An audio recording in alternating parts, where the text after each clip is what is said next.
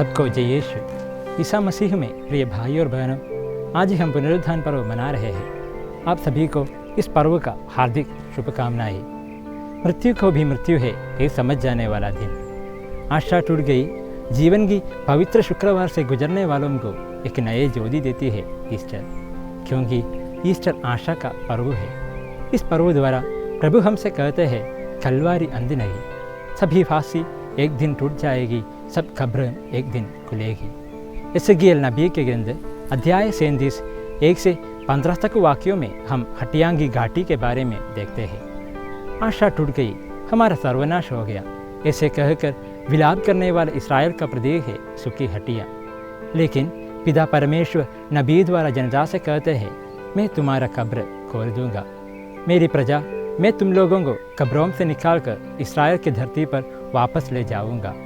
जब मैं तुम लोगों को उनमें से निकालूंगा, तब तुम जान जाओगे मैं ही प्रभु हूँ। आशा टूट गई, हमारा सर्वनाश हो गया।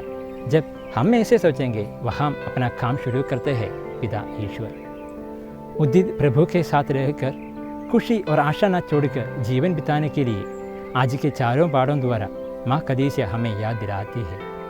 आज का पहला पाठ यशायाह नबी के ग्रंथ अध्याय 60 1 से 7 तक वाक्यों में हम यरूशलेम की भावी गौरव के बारे में देखते हैं। जब ईश्वर का राज्य आएगा, तब सभी लोग ईश्वर की ज्योति में चलेगी। ये ईश्वर की कृपा और इंसान की सहयोग से ही प्राप्त है।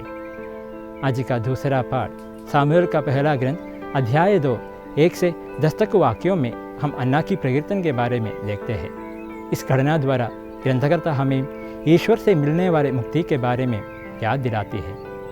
आज का तीसरा पाठ रोमियों के नाम पत्र अध्याय 6 1 से 14 तक वाक्यों है। क्रिस्त जी उठा, इसका मिसाल है साउल से पौलुस की ओर बदलाव या सफ़र। क्रिस्त हमारे पाप के लिए मर गए, उसके मृत्यु द्वारा हम पाप की गुलामी से मुक्त हो गए और उसके उत्थान द्वारा हमें नवजीवन दिया। इसलिए पाप छोड़कर धार्मिकता के साधन बनने के लिए संत पौलुस हमसे कहते हैं। आज के सुसमाचार संत मत्ती के अनुसार अध्याय 28 1 से 10 तक वाक्यों में हम ईसा की कब्र देखने आई मरियम मगदलना और दूसरी मरियम को देखते हैं। जब वे कब्र के पास आया, तब एकाएक भारी भूकंप हुआ।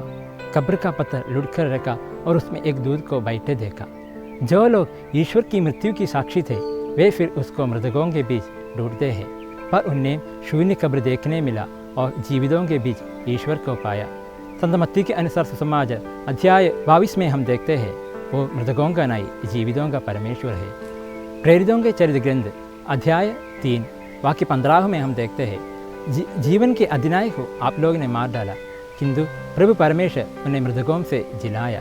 कुरिन्थियों के नाम पहला पत्र अध्याय 15 वाक्य 4 में हम देखते हैं, धर्म ग्रंथ के अनुसार तीसरे दिन जी उठा। जिसने प्रभु यीशु को क्रूस पर चढ़ाया, वे हार गए। प्रभु यीशु क्रूस पर कदम हो गया, ऐसे सोचने वालों के सामने अपना दौत्य पूरा करके वह जी उठते हैं। यह मृत्यु पर उसकी जीत थी। साथ ही साथ हमें यह भी सिखाया, पीड़ा सहन और मरण अंत नहीं, पर उत्थान का द्वार है। संत योहन के अनुसार सुसमाचार अध्याय 11 वाक्य 25 में हम देखते हैं, पुनरुत्थान और जीवन मैं हूँ।